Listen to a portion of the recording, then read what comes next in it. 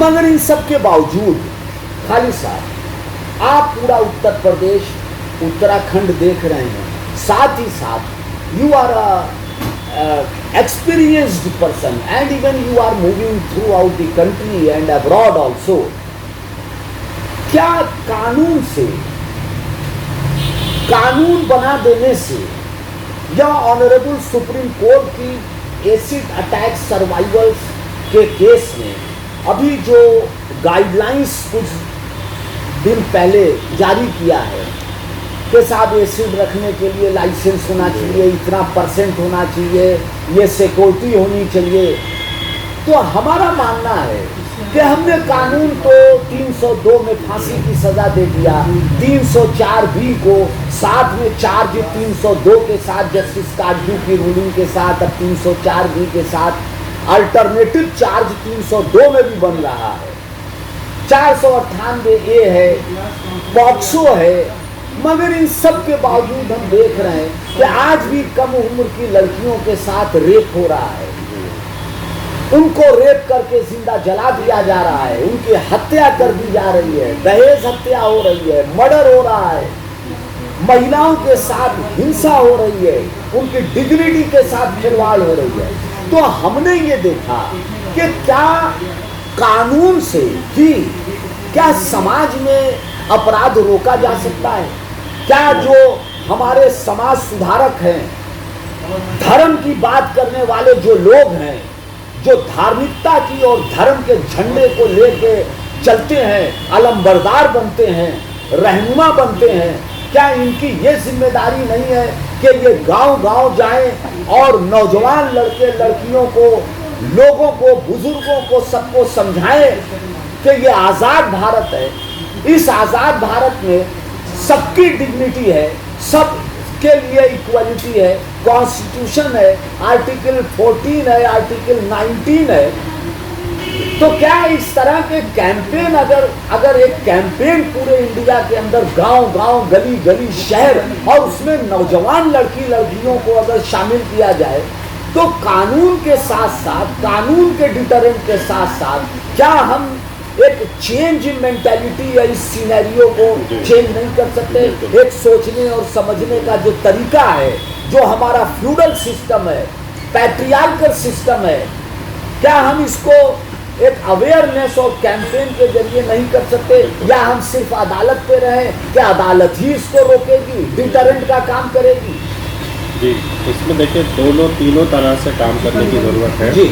तो यह है कि कन्विक्शन आज भी, चाहे वो एसिड अटैक सर्वाइवर्स के केसेस हो, एसिड अटैक के केसेस हो या फिर रेप के केसेस हो या वायलेंस के केसेस हो, उसमें अभी भी कन्विक्शन रेट 3 से 7% ही देखा जाता है। तो एक तो यह है कि डिटरेंट जो आप बात कर रहे हैं, बहुत सही बात कर रहे हैं कि डिटरेंट कोर्ट को और अदालत को भी थोड़ा सा और प्रोएक्टिवली सर्वाइव कर दिया। हमारा प्रश्न ये है कि सिर्फ कोर्ट पर क्यों ओनस? मैं आ रहा हूँ जी। तो एक तो यह है कि कोर्ट का एक्शन बहुत जरूरी है, जस्टिस डिलीवरी सिस्टम को स्ट्रेंथन करने की हमारे देश में बहुत ज़रूरत है। बट ये है कि कानून बनाने से या जस्टिस देने से ही सिर्फ समस्या का समाधान नहीं है, क्योंकि हमारी सोसाइटी, हमारा जो समाज है वो एक पितृसत्तात्मक समाज है। हमारी जो सोसाइटी है वो बहुत फ्यूडल है, बहुत पितृसत्तात्मक व्यवस्था में बिलीव करती है।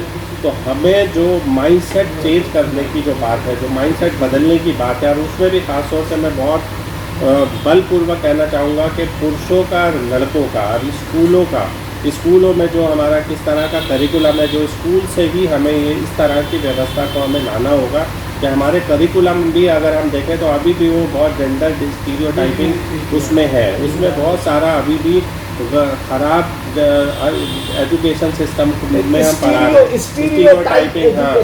हम हमेशा अपने समाज में या इवन हमारे एजुकेशन सिस्टम में अभी भी हम लड़के को ऊपर बताते हैं, लड़की को नीचे बताते हैं। तो ये जो हमारा पैदा होने से जो सोशलाइजेशन पूरा प्रोसेस है, उसको हमें कहीं ना कहीं सुधार लाने की ज़रूरत है, उसमें माइंडसेट चेंज करने की ज़रूरत है। और जो सामाजिक संस्थाएं हैं, सामाजिक संगठन है, उसमें रिलीजियस लीडर हैं, उसमें सभी को अपना कंट्रीब्यूशन बहुत ज़रूरत है। अलग अलग तरह के कैंपेन्स करने की, अलग अलग तरह के, और वो कैंपेन्स हो भी रहे हैं, बट वो अभी नाकाफ़ी है। जिस तरीके से पितृसत्तात्मक व्यवस्था हावी है हमारे समाज में, ये जितने भी हमारे सामाजिक बंधन है, वो ट्रेडिशनल चीज़ें हैं, वो कहीं ना कहीं ये बिल्कुल बदलने की ज़रूरत है। और इसमें सामाजिक संस्थाएं, रिलीजियस लीडर, सोशल एक्टिविस्ट, चीज़ों से ये लगता है जैसे कि पुरुष का वर्चस्व है। बिल्कुल। और एक लड़की अपने माँ बाप भाई बहन का घर छोड़ के एक पुरुष हस्बैंड के साथ जा रही है, उसके अधीन जा रही है। अगर एक प्रश्न और हम आपसे, हस्बैंड का जो लिटरली मीनिंग है वो एक्चुअली स्वामी है। स्वामी है। तो हस्बैंड हम बोलते हैं ना, तो हस्बैंड का जो हिंदी लिटरली मीनिंग है वो स्वामी है। और पत्नियां लिखती भी है चिट्ठी में, आपकी दासी। हाँ, तो वो दासी है। तो स्वामी, जब आप स्वामी और दासी का जब रिश्ता होगा तो वो इक्वालिटी या बराबरी के प्रिंसिपल्स पे या बराबरी के सिद्धांतों पे नहीं होगा। वो ऊंचा, बहुत नीचा होगा, और वो हमेशा जो इनइक्वालिटी है रिश्तों में वो बनी रहेगी, जिसकी वजह से महिलाओं के ऊपर हिंसा होती है और एक पुरुष मानसिकता जो है आती है।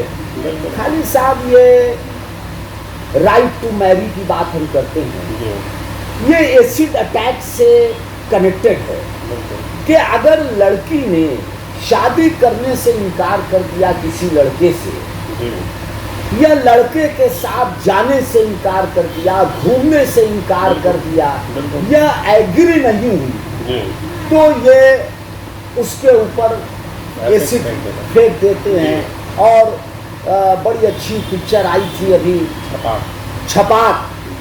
तो ये एक लड़की के चेहरे पे तेजाब फेंक देना, एसिड फेंक देना, और उसकी पूरी जिंदगी तबाह हो जाना, उसका ख्वाब खत्म हो जाना, उसको बारूद से आग लगा देना उसके ख्वाब को, ये तो सभ्य समाज में नहीं है।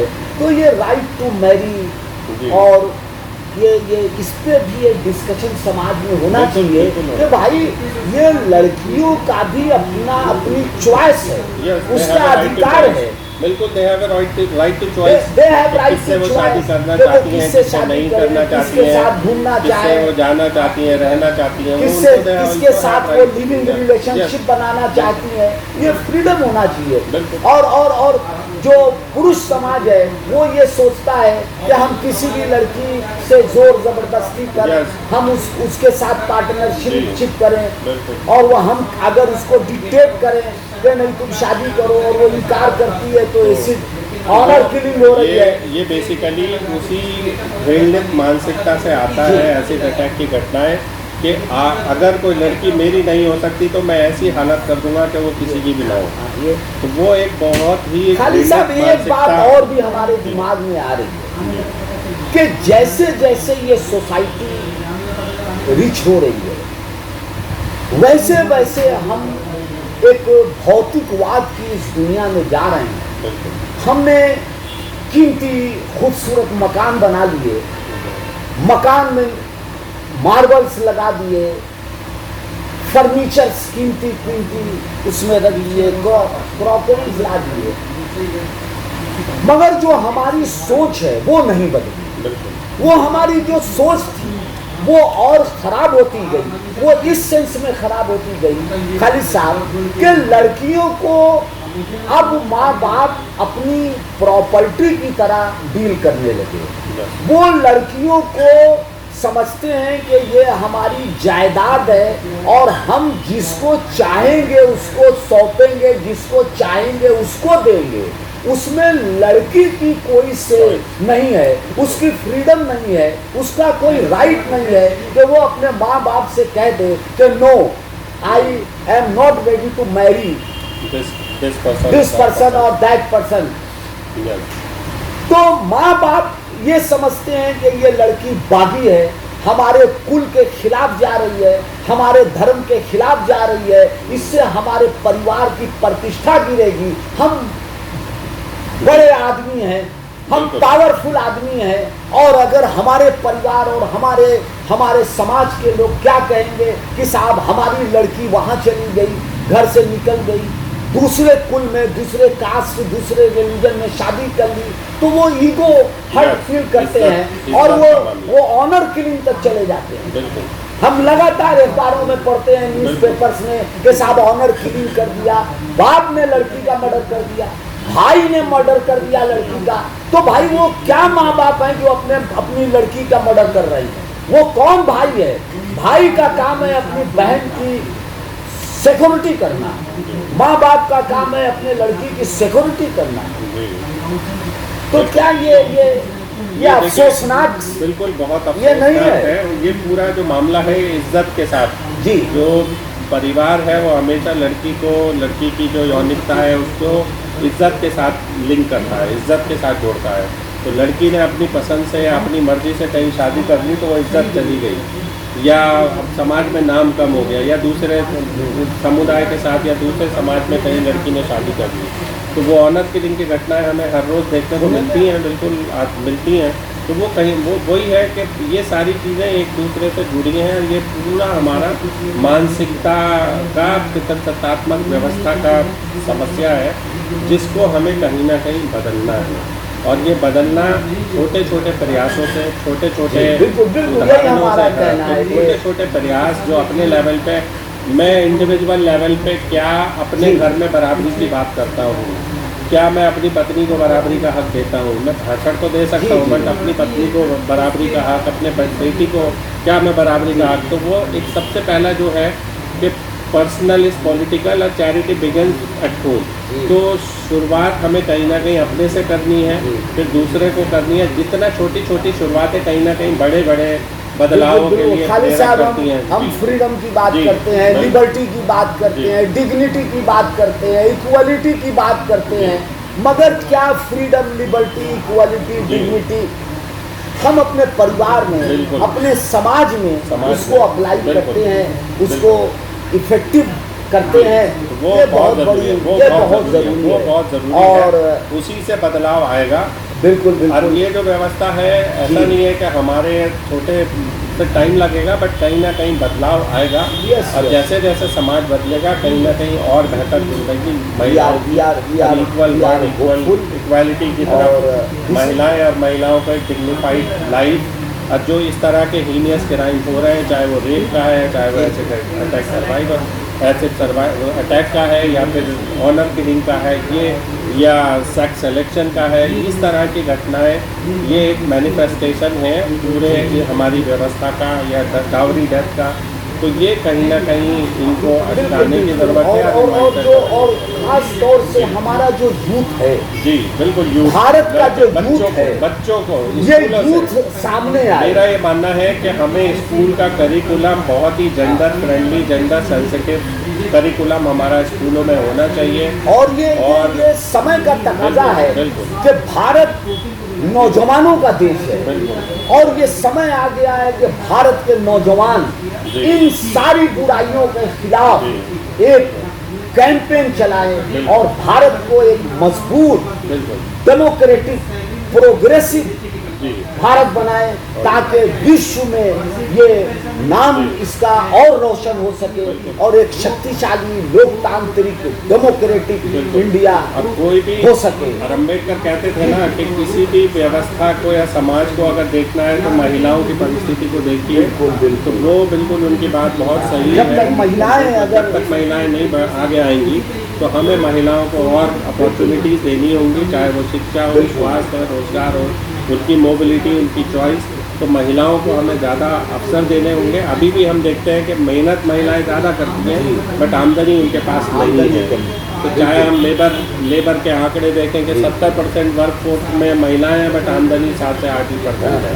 तो महिलाओं को हर जगह हमें बराबरी का मौका, चाहे वो पॉलिटिकल रिप्रेजेंटेशन की बात करें, कहीं पे भी हम देख लें तो महिलाएं नंबर्स में बहुत कम है, डिसीजन मेकिंग में बहुत कम है, हायर लेवल पे महिलाएं बहुत कम है। तो हमें हर एक लेवल पर महिलाओं को अपॉर्चुनिटीज देनी होगी। गाँव में खाली साहब महिला अगर प्रधान जीतती है तो प्रधानपति प्रधानपति उनके पति कहे जाते हैं साहब, प्रधानपति है, प्रधानपति।